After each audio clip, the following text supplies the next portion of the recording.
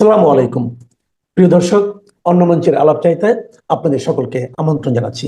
আসসালামু আলাইকুম, সবাইকে শুভেচ্ছা জানাচ্ছি। মাসুম মাহমুদ। অনেকে প্রশ্ন করেছেন যে সকাল থেকে কোনো লাইভে আসলাম না, কেন লাইভে আসলাম না। আসতে পারিনি, তাই এখন আসলাম।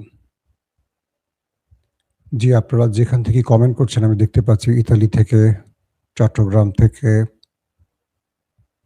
আরও বিভিন্ন দিনাজপুর জেলার বীরগঞ্জ থেকে, কক্সবাজার থেকে, রোহিঙ্গা ক্যাম্প থেকে। ওকে, আপনি কি আমাকে শুনতে এবং দেখতে পাচ্ছেন ক্লিয়ার? কোনো সমস্যা আছে? খাগড়াছড়ি থেকে আমি দেখতে পাচ্ছি। ওকে, নোয়াখালী থেকে বাকের, ধামরাই, গৌরীপুর, হবিগঞ্জ, ভোলা জেলা থেকে দেখছি। ওকে, দুবাই থেকে দেখছেন, আসাম থেকে দেখছেন।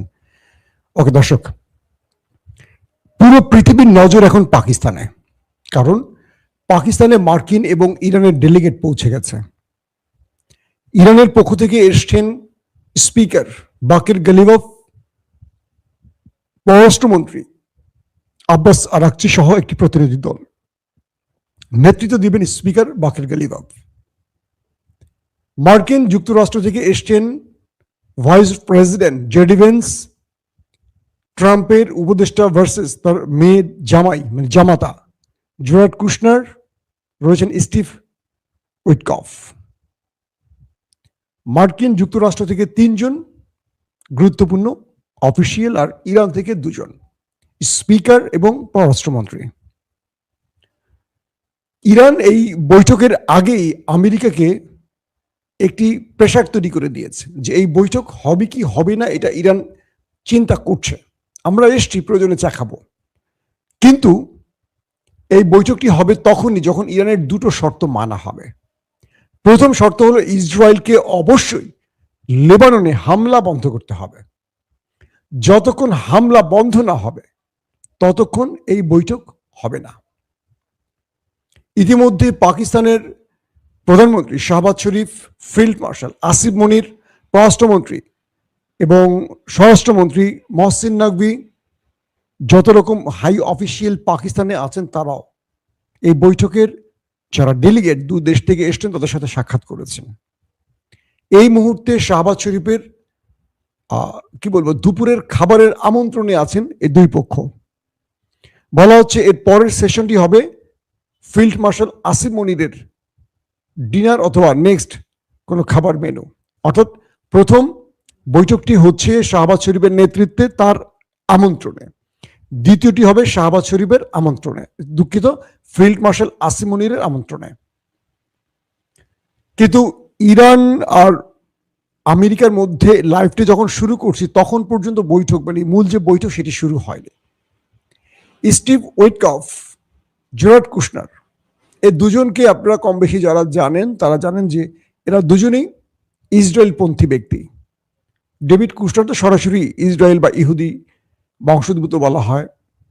ট্রাম্পের জামাতা, ট্রাম্পকে এই বিষয়ে সবচেয়ে বেশি টেনে আনছেন তিনি। তবে মার্কিন যুক্তরাষ্ট্রের 3 জন যে ব্যক্তি, একজন হলো জেডি ভেন্স, স্টিভ উইটকফ এবং জেরার্ড কুশনার, এই 3 জনের মধ্যে 2 জনই হলেন ইসরায়েলপন্থী, উইটকফ এবং কুশনার।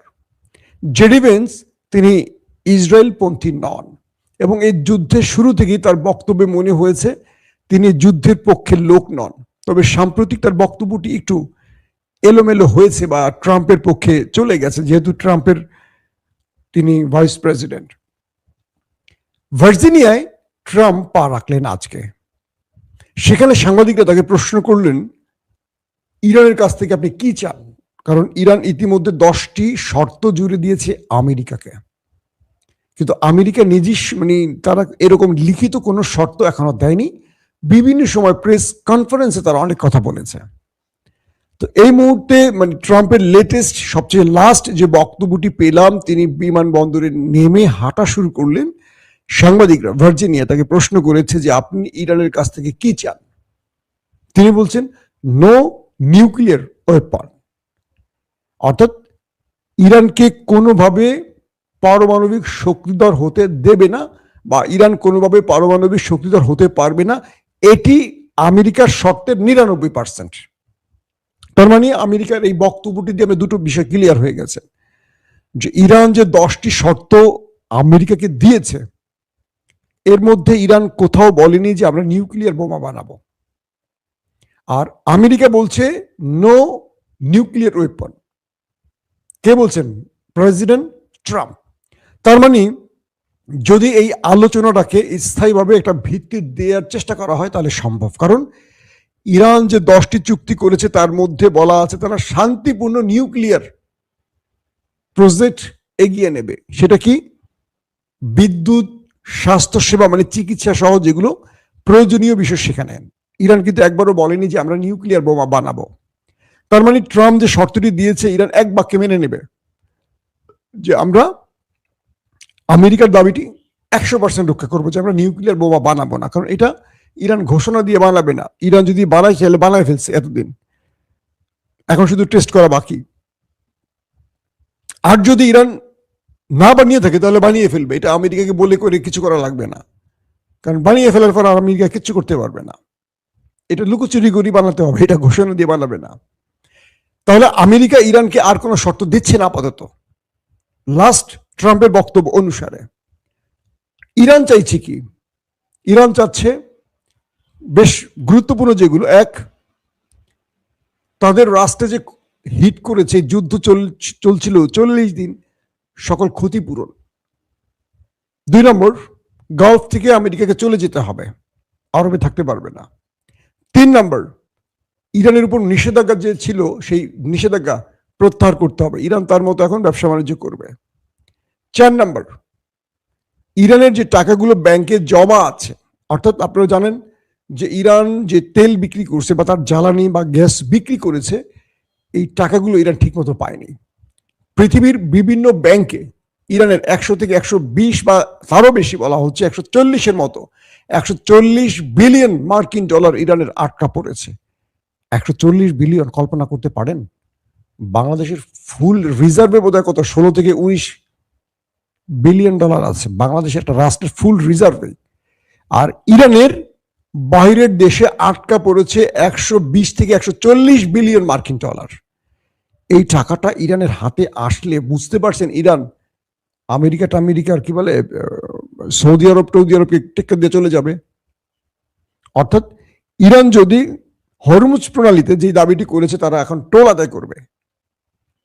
প্রতি বছরে ইরান প্রায় ধরে নিলাম একদম কম 100 থেকে 150 বিলিয়ন মার্কিন ডলার আয় করবে প্রতি বছর। এটা এক্সট্রা আয় তাদের, মানে এই আয়টা তাদের কিচ্ছু করতে হবে না, শুধু হরমুজ প্রণালীতে বসে থাকবে, জাহাজের থেকে টোল নেবে, এইটা যোগ হয়ে যাবে ইরানের। তার মানে ইরানের অর্থনীতি ঘুরে চলে যাবে, অন্যদিকে চলে যাবে এখন।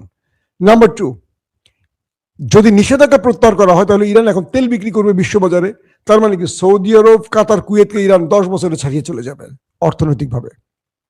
তো এখন যে বিষয়টি তৈরি হয়েছে, ইরান মানসিকভাবে আমেরিকাকে চাপে ফেলতে প্রথমেই বলছে বৈঠক হবে কি হবে না নির্ধারণ করব আমরা আসছি, প্রয়োজনে পাকিস্তানের চাটা খেয়ে চলে যাব।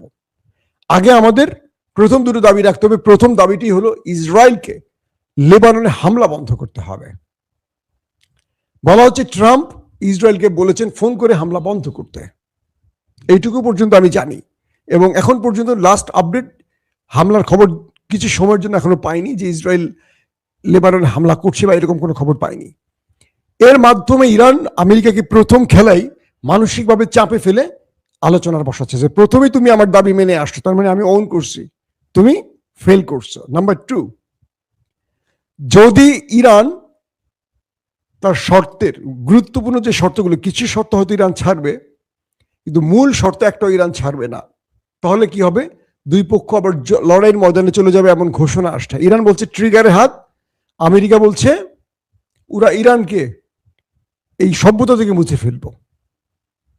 এখন আমেরিকা মুছতে পারবে কিনা আর ইরান কি করতে পারবে সেটা পরের বিষয়, কিন্তু এই যুদ্ধটা আবার শুরু হোক এটা আমেরিকাও চায় না, ইরান তো নাই। দেখেন আজকে খুব ইন্টারেস্টিং একটা ব্যাপার হয়েছে। বাকের গালিবাফ, ইরানের যিনি স্পিকার, তিনি যে বিমানটিতে এসছেন ইরান থেকে পাকিস্তানে, সেই বিমানটির মধ্যে সকল সিট খালি রেখে বাচ্চাদের ছবি লাগানো ছিল। এই বাচ্চারা হলো আমেরিকা ইসরায়েলের হামলায় পাকিস্তানে যেসব বাচ্চারা শহীদ হয়েছে তাদের ছবি লাগানো।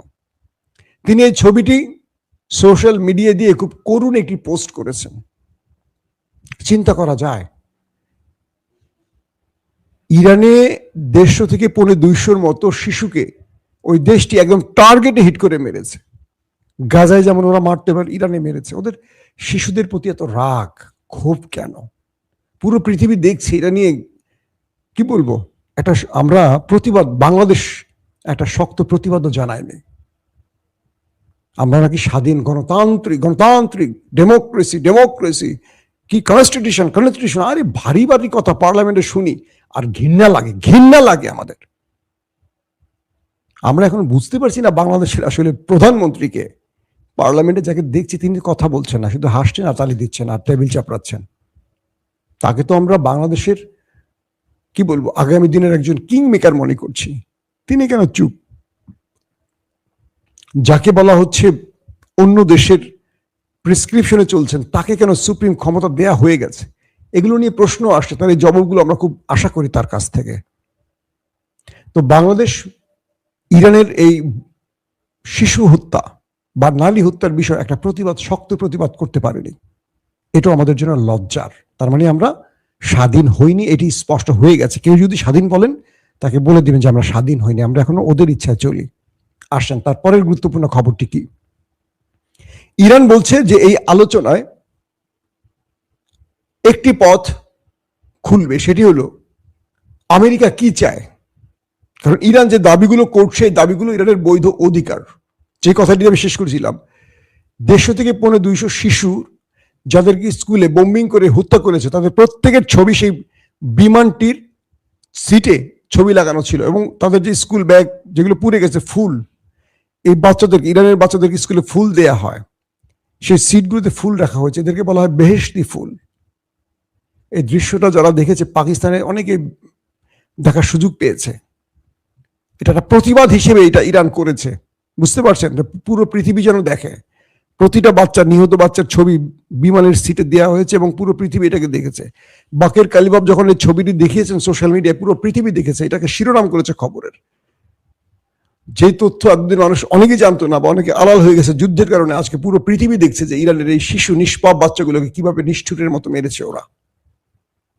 কিভাবে জবাব দিবেন মিস্টার ট্রাম্প, কিভাবে জবাব দিবেন মিস্টার নেতানিয়াহু? কারণ আমেরিকা ইসরায়েল যাই করেছে, ইরান কিন্তু কোনো সিভিলিয়ান মারেনি। চাইলে ইরান ওদের চেয়ে কয়েকগুণ বেশি মারতে পারত। যেই পরিমাণ মিসাইল ইরান মেরেছে, ইরান শত্রুকে টার্গেট করছে কারা? যারা যুদ্ধে সম্পৃক্ত, সেনা, সামরিক ঘাঁটি, বাংকার, যেখানে সেনা বাংকার, মানে সিভিলিয়ান বাংকার নয়, তাদের কি বলে রাডার সিস্টেম, তাদের প্রতিরক্ষা ব্যবস্থা, এগুলো ধ্বংস করেছে।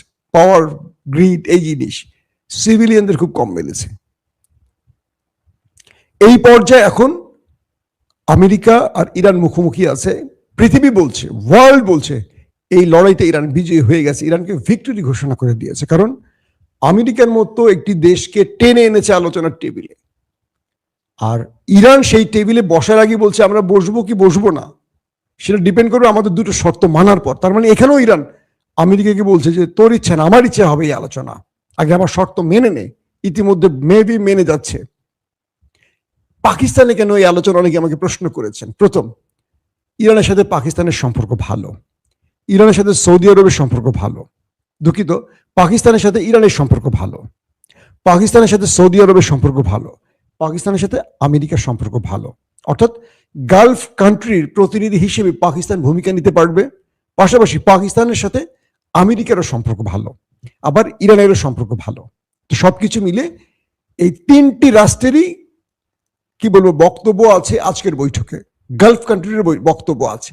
সো এটা এই জন্য ইরান, পাশাপাশি চীনের সাথেও পাকিস্তানের সম্পর্ক ভালো। অর্থাৎ ইরানের বন্ধু হিসেবে চীন এখানে আবির্ভূত হবে পাকিস্তানের মাধ্যমে। ক্লিয়ার? আপনারা বুঝতে পারছেন? অর্থাৎ একমাত্র দেশ পাকিস্তান যারা আমেরিকা এবং ইরানের মিত্রদের সাথে সম্পর্ক বজায় রেখেছে, এবং এই একটি বৈঠক পাকিস্তানকে পৃথিবীর কাছে আবার নতুন ভাবে একটি গ্রহণযোগ্য রাষ্ট্র হিসেবে পরিচিত করছে। পাশাপাশি ভারত কিছুটা চাপে পড়ে গেছে এরকম একটা বড় সিদ্ধান্ত নিতে না পারায়, তাদেরকে কেউ এটাকে মানে গুরুত্ব দিয়ে গ্রহণ করেনি বলে। এখন যে বিষয়টি তৈরি হয়েছে, মার্কিন 3 হাই অফিসিয়াল, দুজনই হলেন ইসরায়েলি মিত্র, একজন একটু আলাদা, আমাদেরকে জেডি ভেন্স, বাকের গালিবাফ এবং আব্বাস আরাকচি দুজনই খুব মাথাওয়ালা লোক।